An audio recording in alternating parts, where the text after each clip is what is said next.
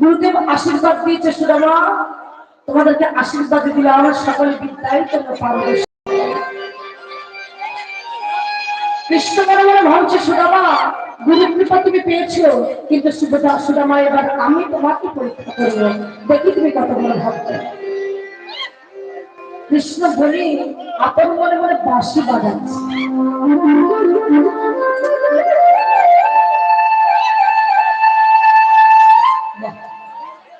সুদামা এসে বলছে সখা, ও সখা কিছু বলবি? বলে কি সুন্দর তুমি বাঁশি বাজাতে পারো। কৃষ্ণ বলছে সুদামা তুমি কি আমার কাছে বাঁশি বাজানোটা শিখবে? ও সখা যদি শিখিয়ে দাও তবেই না শিখবো। বেশ তো, আমার কাছে বসো, আমি তোমাকে বাঁশি বাজানোটা শিখিয়ে দিচ্ছি। কৃষ্ণের পাশে সুদামা বসেছে, আর কৃষ্ণ সুন্দর করে সুদামাকে বাঁশি বাজানোটা শিখিয়ে দিয়েছে।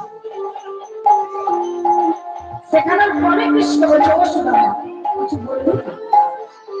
বলে কেউ যখন কারো কাছে বিদ্যা অভ্যাস করে তখন সে তাকে হয়। সুদামা বলে কেন? তখন সে তার গুরু হয়। ও সুদামা গুরুদেবের কাছে তার যখন সমস্ত বিদ্যাগুলো যখন শিক্ষা শেষ হয়ে যায় তখন গুরুদেবকে দিতে হয়। সুদামা বলে কেন? তখন গুরুদেবকে গুরু দক্ষিণা দিতে হয়।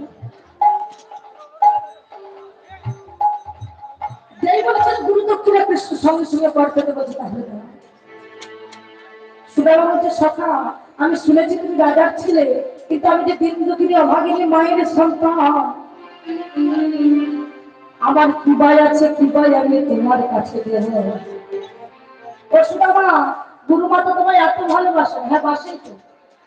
গুরু মায়ের রন্ধন শাল থেকে যদি তুমি আমার জন্য নারকেলের নাড়ু চুরি করে আনতে পারো ওটাই তোমার গুরু দক্ষিণা। সখা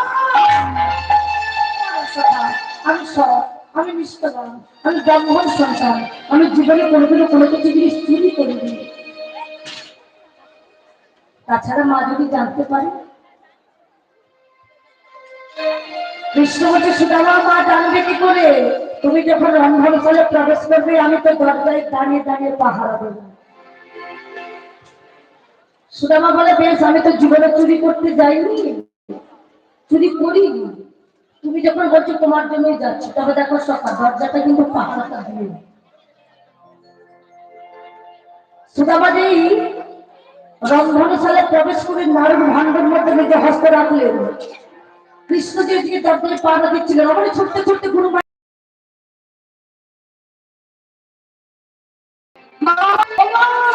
কি হলো রে? সাতদিন তুমি আমাকে বলো বাবা আমি নাকি গাড়ি চুরি করে করে দেখবে চলো দেখবে চলি মায়ের হাতটা ধরেছে আমি চুরি করি না আমার